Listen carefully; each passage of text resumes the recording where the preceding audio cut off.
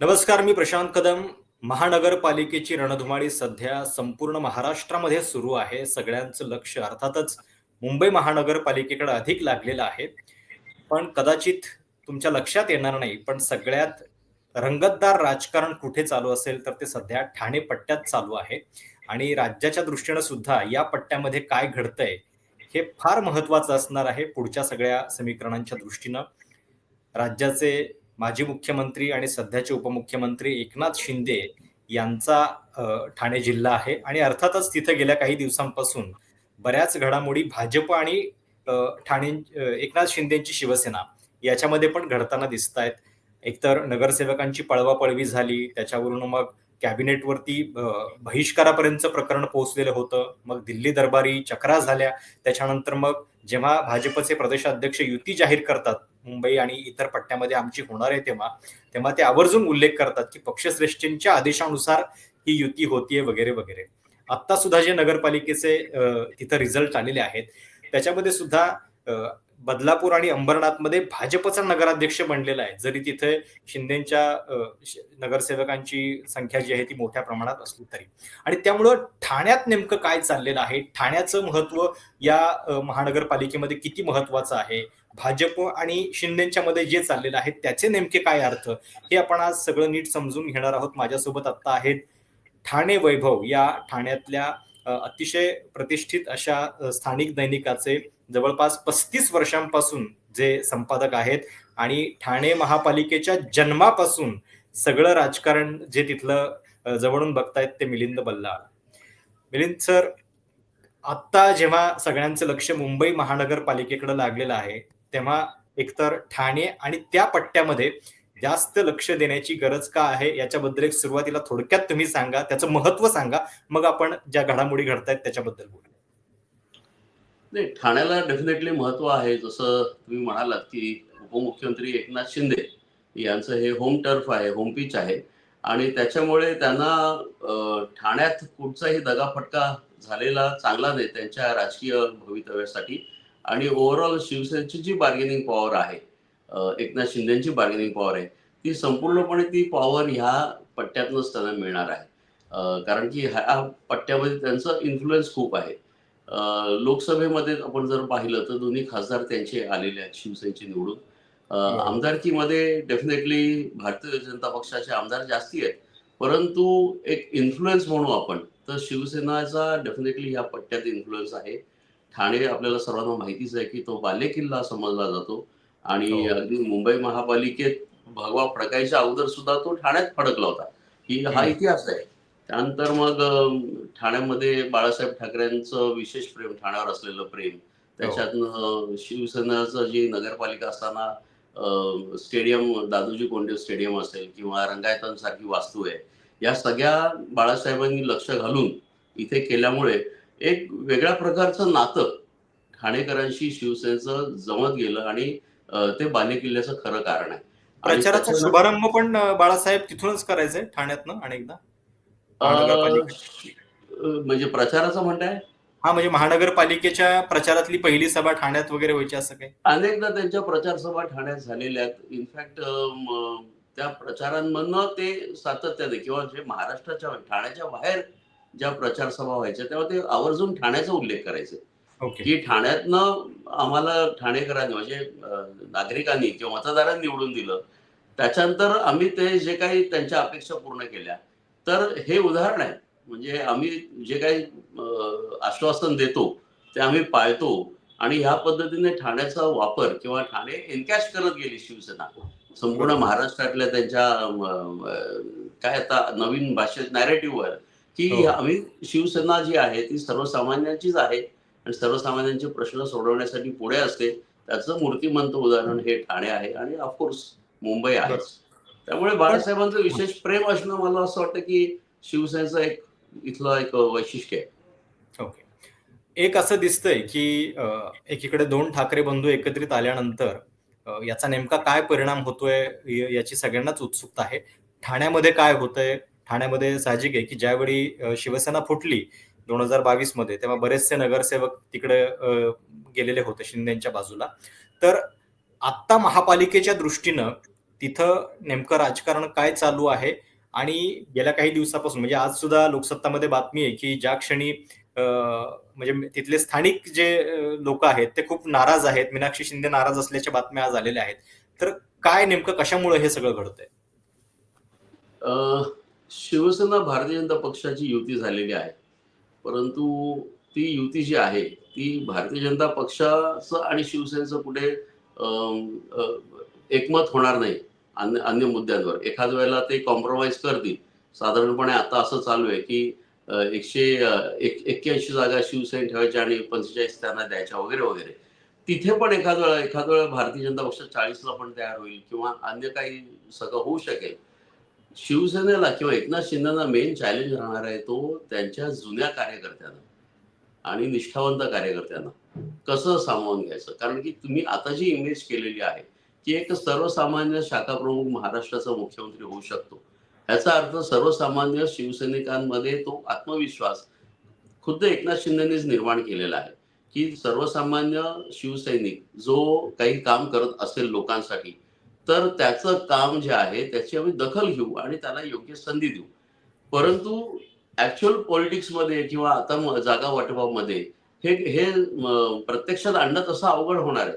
कारण की आमचे जर सिटिंग नगरसेवक 84 आहेत, तर मग आम्ही आणि किती लोकांना अकोमोडेट करणार आहोत आणि त्यात पुन्हा भारतीय जनता पक्षाची जी मागणी आहे, ही नक्कीच वाढलेली आहे. कारण की त्यांच्या आमदारांची संख्या जास्ती आहे. त्यांचा साधारणपणे त्यांना जो मिळणारा कौल आहे, तो सुद्धा वाढत चाललेला आहे. त्याच्यामुळे तिकडे त्यांना जागा वाढवता येत नाहीत. म्हणजे विद्यमान नगरसेवकांना एकतर बसायला सांगावं लागेल आणि नवीन लोकांना संधी द्यावी लागेल.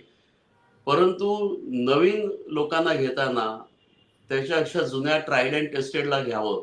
हा जो नेत्याला कुठच्याही वाटत असतो. मला असं वाटतं, की तो शिवसेनेचं म्हणजे एकनाथ शिंदे त्या बरोबर त्या ह्याच्यात अडकलेले आहेत, की नेमकं काय बरं, करावं? आणि बरं. तिथे हे संघर्ष जे आहेत, जे आज तुम्ही एका वर्तमानपत्राचा हो, उल्लेख केलात आणि हो. महिला आमच्या आघाडी प्रमुख ज्या आहेत, हो. संघटना प्रमुख काहीतरी, तर त्यांनी जो राजीनामा दिलेला, तर ह्या गोष्टी होण्याची शक्यता आपल्याला नाकारता येत नाही आणि ते आता व्हायला लागलेलं आहे. आणि हा मोठा पण गेल्या चॅलेंज काही आहे एकनाथ दिवसापासून शिंदेचा. अशी एक चर्चा आहे राज्याच्या राजकारणामध्ये पण, की विशेषतः रवींद्र चव्हाण म्हणजे भाजपनं प्रदेशाध्यक्ष निवडताना पण बरोबर ठाणे पट्ट्यातला निवडणं, मग गणेश नाईक कशा पद्धतीनं नियोजन समितीच्या सगळ्या बैठका घेत होते पालकमंत्री म्हणून म्हणजे त्या अर्थी त्यांना ती सगळी जबाबदारी देणं. या सगळ्यामध्ये भाजप कुठंतरी शिंदेंना त्यांच्याच बेल्टमध्ये कॉर्नर करतंय, हा पण एक मेसेज जात होता. त्याची पण एक चर्चा होत होती. श्रीकांत शिंदेच्या मतदारसंघामध्ये तर किती वाद आहेत भाजपचे आणि हे अगदी उघडपणे समोर आलेले होते. जाहीर विधानं त्याच्या संदर्भात होत होती. तर हे नेमकं काय आहे? भाजपला शिंदेंना तिथं एका मर्यादेच्या पलीकडे वाढू द्यायचं नाहीये का? मला वाटतं थोडंसं आपल्याला ना मागे जाऊन बघावं लागेल. कसं होतंय माहितीये का, की मुळात ही जागा जी होती म्हणजे ठाणे लोकसभा मतदारसंघ हा पूर्वी कल्याण आणि ठाणे मिळून असा होता. बरं. तेव्हा सुरुवातीला रामभाऊ म्हाळगी तिकडनं निवडून यायचे, जनसंघाचे होते. हो, हो. मग रामभाऊ कापसे यायचे निवडून हं, आणि सगळं सुरळीत चालू होतं. परंतु त्याच काळात कल्याण डोंबिवली महापालिका, ठाणे महापालिका, नवी मुंबई महापालिका काही प्रमाणात शिवसेनेच्या ताब्यात जशी जायला लागली, तशी त्यावेळेला आनंद दिघे यांनी प्रस्ताव मांडला भारतीय जनता पक्षाकडे, की आता जी खासदारकी आहे, ती आता आम्हाला तुम्ही द्या. आणि मग कापसे यांना बाजूला करून प्रकाश परांजपे यांना शिवसेनेने उमेदवारी मागितली आणि प्रकाश परांजपे 4 वेळा निवडून सुद्धा आले. म्हणजे हं, तोही काही विषय नव्हता. परंतु भारतीय जनता पक्षाच्या कार्यकर्त्यांमध्ये आपली हक्काची जागा शिवसेनेने काढून घेतली. हा राग अजूनही आपल्याला अधूनमधून येताना म्हणजे तो दिसतो हं. आणि तो इतके दिवस ते काढू शकत नव्हते. परंतु 2014 नंतर जी परिस्थिती बदलत गेली आणि बरं. त्यावेळेचा जो एक म्हणजे मोठ्या भावाच्या खाली दडपणाखाली असलेली भारतीय जनता पक्ष, तो अचानक आता तो स्वतःचं ओळख दाखवण्याच्या घाईत आहे. मला असं वाटतं हं. त्या काळातला जो सगळा प्रकार आहे, की भारतीय जनता पक्षाला त्यावेळेला जे डावलण्यात आलं आणि त्यावेळेचा जो भारतीय जनता पक्षाचा जो आक्रमक कार्यकर्ता होता, तर रवींद्र चव्हाण आणि ही सर्वजण संजय केळकर ठाण्याचे, हा तो आक्रमक चेहरा आहे भाजपचा आणि तो बरं. आता पुढे आलेला आहे आणि गंमत अशी आहे, की मतदारांचा कौल सुद्धा त्यांना मिळतो. त्याच्यामुळे आता परिस्थिती अशी झालेली आहे, की भारतीय जनता पक्ष शिवसेनेच्या बालेकिल्ल्यात आपली एक स्पेस निर्माण करत आहे आणि त्यावेळेला कल्याण डोंबिवली महापालिका असेल किंवा नवी मुंबईतनं गणेश नाईक आहे, हे सगळेच जण एकनाथ शिंदेना आता ते कॉर्नर करायचा प्रयत्न करतील. तर पण ह्याचा तो जो इतिहास आहे, तो पूर्व इतिहास आहे, तो असा आहे तो की आहे. भारतीय जनता पक्षाला त्यांची जागा पुन्हा पूर्ववत पाहिजे. म्हणजे तो स्टेटस त्यांना मिळवायचा आहे. आणि तुम्ही मगाशी श्रीकांत शिंदेचा उल्लेख केला की त्यांच्या मतदारसंघातलं आपल्याला ते एक उदाहरण आता ताजंच आहे म्हणा, हो. की अंबरनाथ नगरपालिका आणि बदलापूर. तर अंबरनाथ नगरपालिकेमध्ये त्यांचा दोन्ही नगरपालिकांमध्ये थेट निवडणुकीत नगराध्यक्ष भाजपचे झालेले आहेत. बरं. ह्याचा अच्छा. अर्थ भारतीय जनता पक्ष, जे तुम्ही म्हणालात ते अतिशय बरोबर आहे, की त्यांनी एक स्ट्रॅटेजिकली ठाणा पुन्हा आपल्या ताब्यात घेण्यासाठी हे केलेलं आहे. आणि त्यांची जी मूळ भूमिका आहे ती मला अशी वाटते, की त्यांना they don't like to become second fiddle. म्हणजे हं, त्यांना हं, हं. दुय्यम भूमिका आवडत नाही. तुम्ही ओके. एकनाथ शिंदेच्या पण ठिकाणी बघा, देवेंद्र फडणवीस आलेच. आणि हं. इथे सुद्धा आज 23 नगरसेवक शिवसेनेचे आहेत बरं का अंबरनाथला. 23 बरं. नगरसेवक असूनही नगराध्यक्ष हा भाजपच असणार आहे. भाजपचं त्यांचे किती आहेत? 14च आहेत. 14 आहेत. 14. त्याच्यामुळे बघा, की हा जो एक आहे ना, हा विषय फार महत्वाचा आहे, की त्यांना सूत्र जी आहेत नगरपालिकांची, ही स्वतःकडे ठेवायची. तर मला आश्चर्य वाटणार नाही, भारतीय जनता पक्षाचा मुंबईत महापौर झाला, तर मला फार आश्चर्य वाटणार नाही. कारण ही जर लाईन असेल, तर ती लाईन ते बरोबर. पुढपर्यंत ओढतील. ठाण्यात ते हं. शक्य नाही, कारण की ठाण्यात एकनाथ शिंदेचा बऱ्यापैकी इन्फ्लुअन्स आहे आणि भारतीय जनता पक्ष तेवढे जागा मागत नाहीये. कारण बरं. की मुंबईत जसं 84-82 वगैरे हो. असं ते निस्तब्ध झालं होतं, तसं बरोबर. ठाण्यात नाहीये. ठाण्यात आज भारतीय जनता पक्षाचे 23 नगरसेवक आहेत, ओके. 131 पैकी. त्याच्यामुळे बरं. आणि त्यांना आता मिळाल्या जागा तर मला वाटतं 45, 50च्या आतच बहुतेक तो थांबेल विषय. बरं. परंतु ते महापौर पदासाठी नाही दावा करणार. महापौर होऊ शकतो एकनाथ शिंदेचा. बरं. पण ही पण लाईन जी आहे ती बरोबर आहे. ठाकरे बंधू एकत्रित येत आहेत याची एवढी चर्चा इकडे मुंबईमध्ये होतीये. त्याचे परिणाम काय होतील ते आपल्याला निकालामध्ये कळेलच. पण ठाण्यामध्ये चित्र काय दिसतंय, की जो म्हणजे ठाणे हा शिवसेनेचा म्हणजे एकत्रित शिवसेनेचा बालेकिल्ला होता. तिथं आता नेमकं काय झालेलं आहे? मूळ जे शिवसैनिक होते ते किती उरलेले आहेत आणि या दोघांच्या एकत्रित येण्याचा काही परिणाम शिंदेंना म्हणजे डिस्टर्ब करू शकेल अशा पद्धतीचा आहे का? नाही, ठाण्यातली परिस्थिती थोडी वेगळी आहे. कारण की एकनाथ शिंदे मुख्यमंत्री झाल्यानंतर तर शिवसेनेचं इथे खूपच पारडं जड झालं होतं. उपमुख्यमंत्री असल्यावर सुद्धा फार काय कमी झालेलं नाहीये. आणि ह्या काळामध्ये बऱ्यापैकी एकनाथ शिंदे बाहेर पडल्यानंतर जी शिवसेना होती ती डिमोरलाईज झाली. त्यांच्याकडे बऱ्यापैकी नेतृत्वच नव्हतं. म्हणजे असं नेतृत्वहीन म्हटलं तरी चालेल. राजन विचारे लढत आहेत. पूर्वी पण त्याने टक्कर दिली. परंतु तो जो एक संपूर्ण ॲपरेटस म्हणतो आपण संघटनेचा, तो हं. ढाचा जो आहे, तो संपूर्णपणे कमकुवत झाला होता. आणि तो एकनाथ शिंदेच्याच संपूर्णपणे ताब्यात होता. त्यामुळे शिवसेनेचा संघटनात्मक आपल्याला तो वीकनेस लक्षात घ्यावा लागेल. मनसेचे 8 नगरसेवक आले होते निवडून इथे.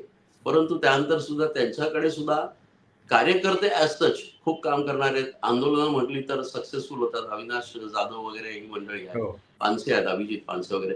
हे करतात, आंदोलनं करतात. परंतु त्याला जो संघटनात्मक बेस लागतो आणि त्या आंदोलनाचं पुन्हा काहीतरी एक मायलेज घेऊन आणखीन 2 पुढच्या लेव्हलला संघटना न्यायची, हे काम मनस्थित झालेलं नाही. त्याच्यामुळे दोघंही जण थोडे वीक फुटिंगवर आहेत. आणि त्याच्यामुळे त्यात पुन्हा एकनाथ शिंदेसारखा स्ट्रॉंग लीडर. त्याच्यामुळे हा ठाकरे बंधूंचा इम्पॅक्ट मुंबईत जेवढा होईल, तेवढा हं. ठाण्यात किती होईल मला जरा थोडा डाऊट आहे.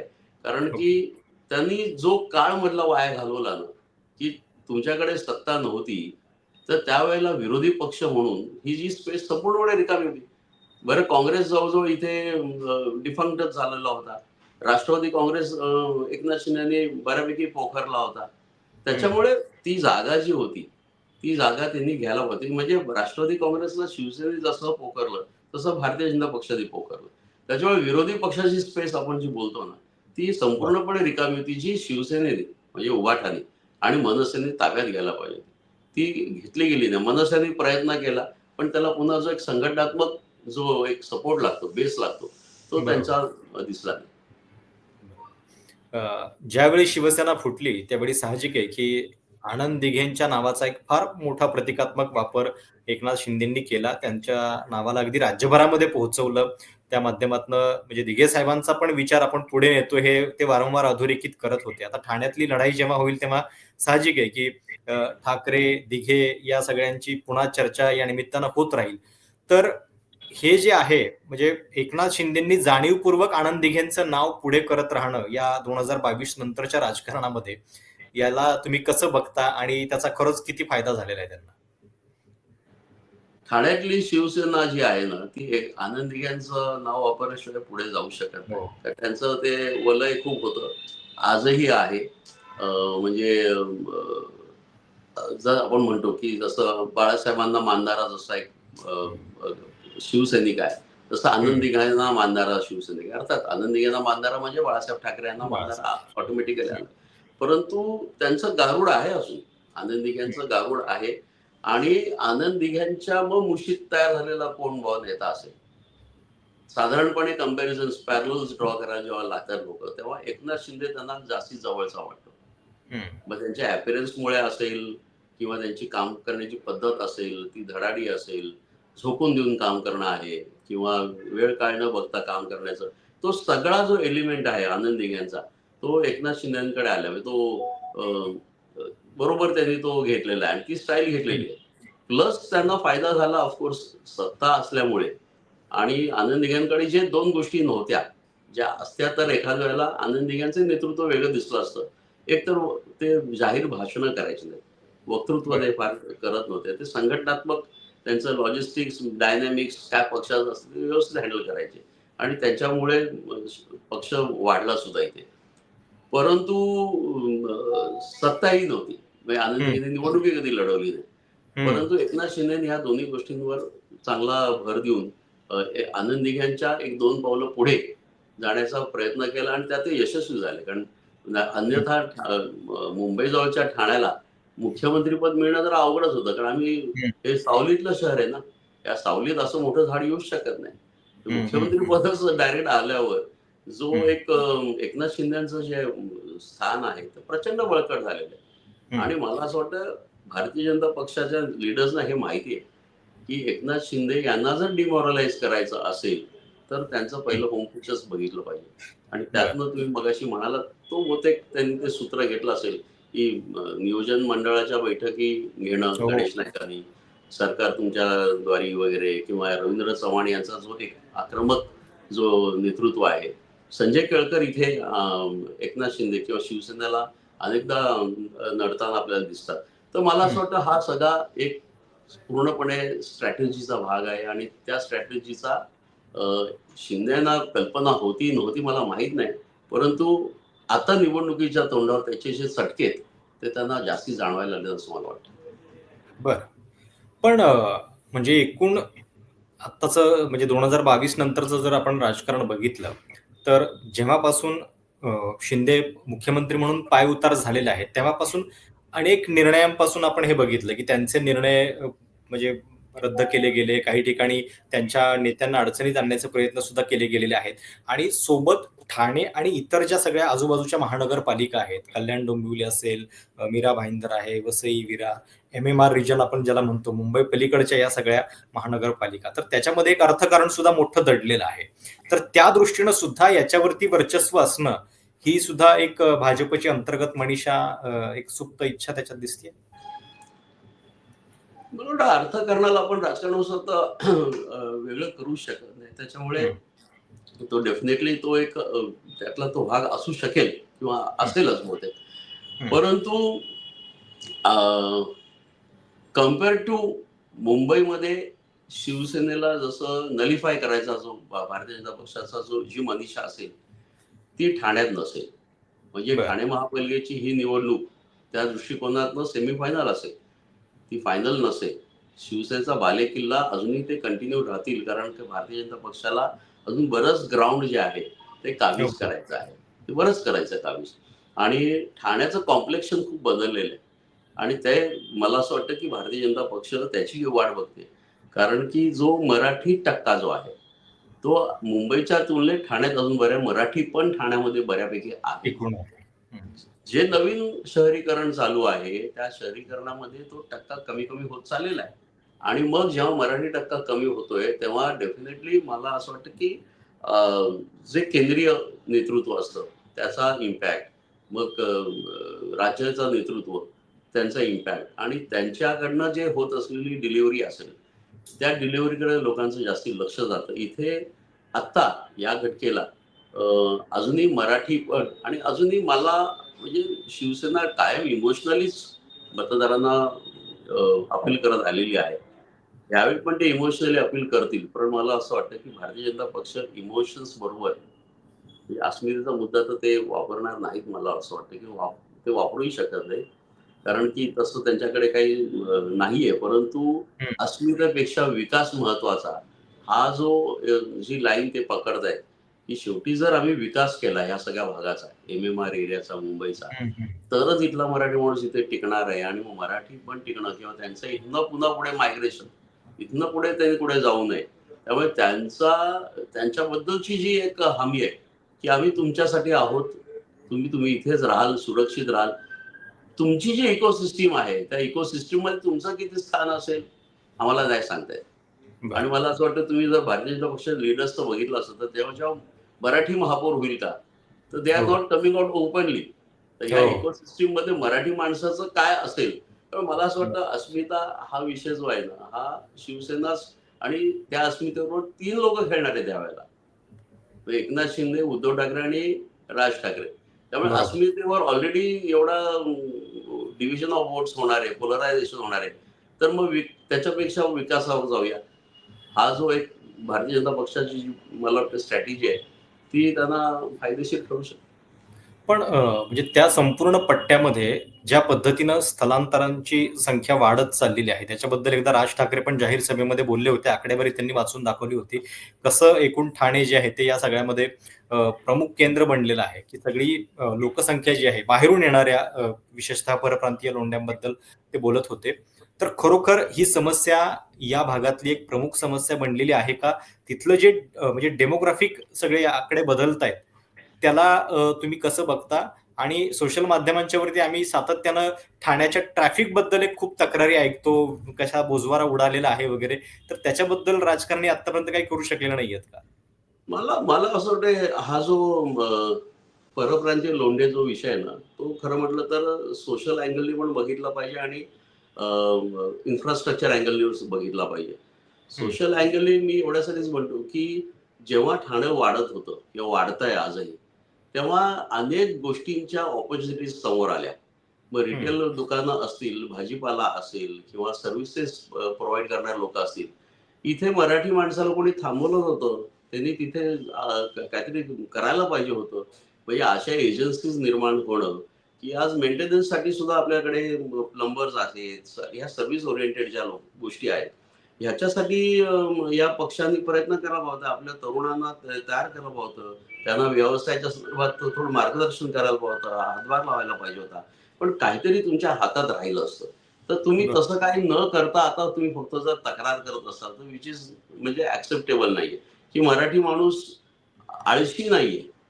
परंतु त्याला संधी जर आपण व्यवस्थित दिली योग्य वेळेला, तर तो करू शकतो आणि मला असं वाटतं, की ही संधी थोडीशी या शहरीकरणाच्या या संपूर्ण या रेट्यामध्ये शिवसेनेने हुकवली मला असं स्वतःला वाटतं. ओके. दुसरं तुम्ही इन्फ्रास्ट्रक्चरचं म्हणताय, की हं, परप्रांतीय मोठ्या प्रमाणात आली आणि तुम्हाला सांगतो, की ठाणे महापालिकेच्या एकूण लोकसंख्येत 50% जवळ-जवळ नागरीकरण जे आहे, ते झोपडपट्ट्यांमध्ये झालेलं आहे. आणि झोपडपट्ट्यांमधलं जवळ-जवळ 80 ते 90% हे परप्रांतीयांमध्ये. आता ह्या सगळ्यांना सुविधा देताना, पिण्याचं पाणी ते वीज पुरवठा ते वाहतूक कोंडी, त्यांना सार्वजनिक वाहतूक, कचऱ्याची समस्या, ह्या सगळ्या गोष्टी ह्या परप्रांतीय खूप मोठ्या प्रमाणात बरं मुंबईची संपली ना. मुंबईची सॅच्युरेशन पॉइंट आल्यामुळे ठाण्याकडेच सगळे वळले. ठाणं परवडणारं पण झालं. परंतु त्याच वेळेला राज्य शासनाने ह्या शहरांकडे ठाणे असेल, नवी मुंबई असेल, कल्याण डोंबिवली असेल किंवा मीरा भाईंदर इथे ज्या पद्धतीच्या सुविधा द्यायला पाहिजे, की तुमचं विकेंद्रीकरणाचं काम जर ही शहरं करतायत, तर त्या तुलनेत तुम्ही इथे ते निधी दिलात का? तिथे सुद्धा निधी दिला गेला नाही. त्यावेळेला होते ना, शिवसेना भाजपचीच सत्ता होती.